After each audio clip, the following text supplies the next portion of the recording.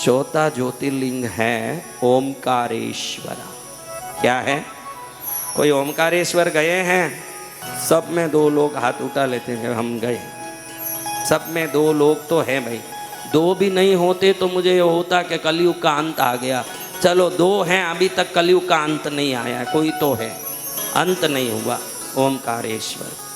और ओमकारेश्वर के पास आप देखो तो अमलेश्वर है, जिसको ममलेश्वर भी कहते हैं। ये दोनों पास पास में ही है ना। आप गए ममलेश्वर, ओमकारेश्वर?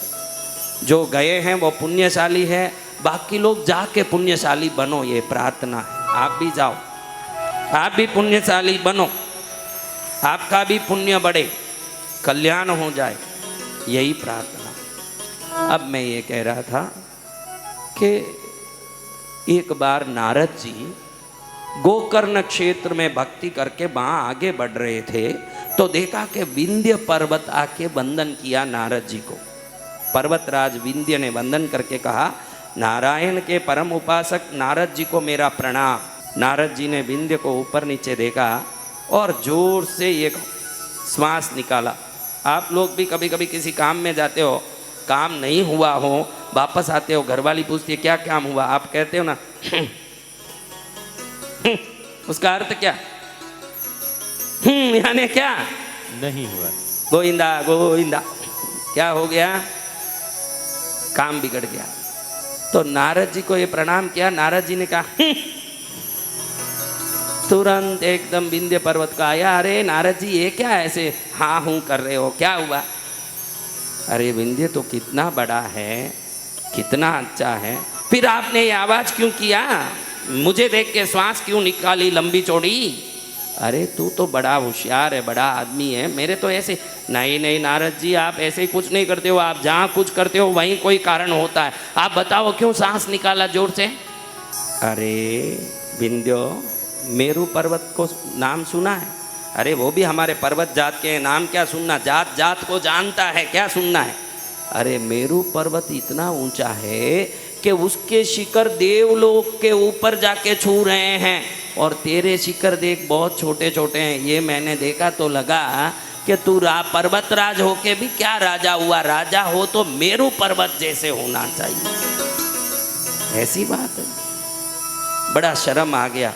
कभी आपको कोई इस संसार में आदि शंकराचार्य को शिष्य पूछता है कि सबसे बड़ा दुख क्या है महाराज, आप बताओ सबसे बड़ा दुख क्या है? गरीबी? नहीं। रोग? नहीं। आपको कोई अपमानित कर दे, इससे बड़ा दुख कोई संसार में नहीं। प्रश्नोत्तर रत्नावली में ये आदि शंकराचार्य शिष्य को बताते हैं। वो पूछता है कि दुख सबसे बड़ा क्या? अपमान ही सबसे बड़ा दुख है। आदमी छोटा हो या बड़ा, मान से जीना ये चाहता है कि नहीं? हर आदमी। अपमान कोई नहीं सहन करना चाहता, मान चाहिए सब। तो बड़े दुखी होकर के विंध्यराज को अपमान हो गया कि नारद ने बोल दिया तू छोटा है और मेरू बड़े हैं। तुरंत विंध्य ने सोचा मैं किसकी पूजा तब करूं तो मुझे बड़ा होने का शक्ति मिलेगा। थोड़ा ध्यान किया तो लगा कि भगवान शंकर ही मुझे अभीष्ट वरदान दे सकते हैं। कौन दे सकते हैं? भगवान शंकर। तो बैठ करके लंबी तपस्या की विंध्यराज। क्या तपस्या की? बड़ी तपस्या की।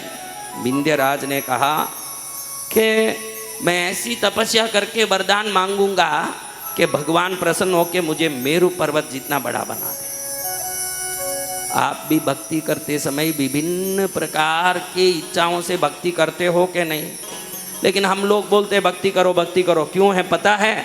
आप किसी भी इच्छा से भक्ति करो, जब प्रभु प्रकट होंगे आपकी इच्छाओं में, आप में, सब में सुधार आ जाएगा जब कृपा होगी।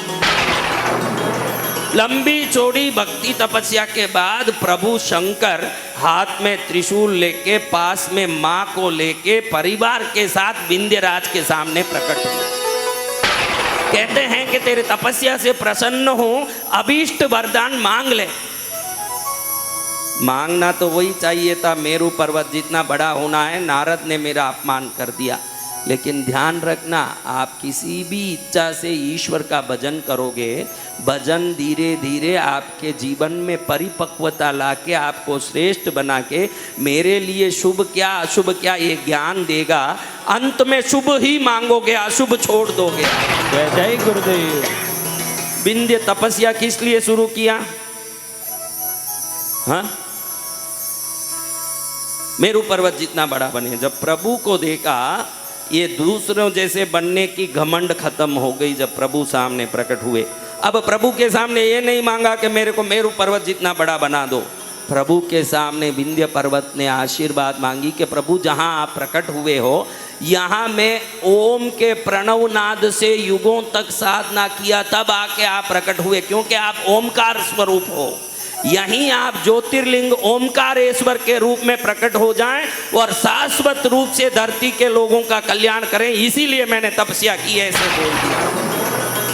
देखो, एक विंध्य राज ने स्वयं के लिए तपस्या की, लेकिन आज हमारे लिए प्रभु वहाँ बैठ के आशीर्वाद दे रहे हैं। वो विंध्य पर्वत को नमन करो, धन्यवाद करो, क्योंकि मांगना कुछ था, मांगा हमारा कल्याण। उन्होंने हमारे से कल्याण मांगा, तो शंकर जी भी प्रसन्न हो गए। जब भी आप निस्वार्थ भाव से कुछ मांगोगे, देवता डबल देंगे। बाकी सब जगह एक ज्योतिर्लिंग है। शंकर जी ने कहा कि तू तेरे लिए कुछ नहीं मांगा, तूने संसार के सुख के लिए एक ज्योतिर्लिंग की स्थापना, उसमें मेरी शाश्वत निवास मांगा, तो मैं भी तुझे आशीर्वाद देता हूं कि एक ही जगह दो जगह पर मैं एक ही जगह निवास करूंगा, एक ही जगह दो रूप में निवास करूंगा। मेरा एक नाम होगा ओमकारेश्वर ज्योतिर्लिंग और एकदम पास में ही होगा अमलेश्वर ज्योतिर्लिंग। ये दोनों मेरे आपके पास रहेंगे, इसलिए इन दोनों को एक ही ज्योतिर्लिंग माना जाएगा। लेकिन तूने एक मांगा, निस्वार्थ कुछ भी मांगे तो शंकर डबल देते हैं, ये दिखाने के लिए मैं डबल दे रहा हूँ। क्या दे रहा हूँ?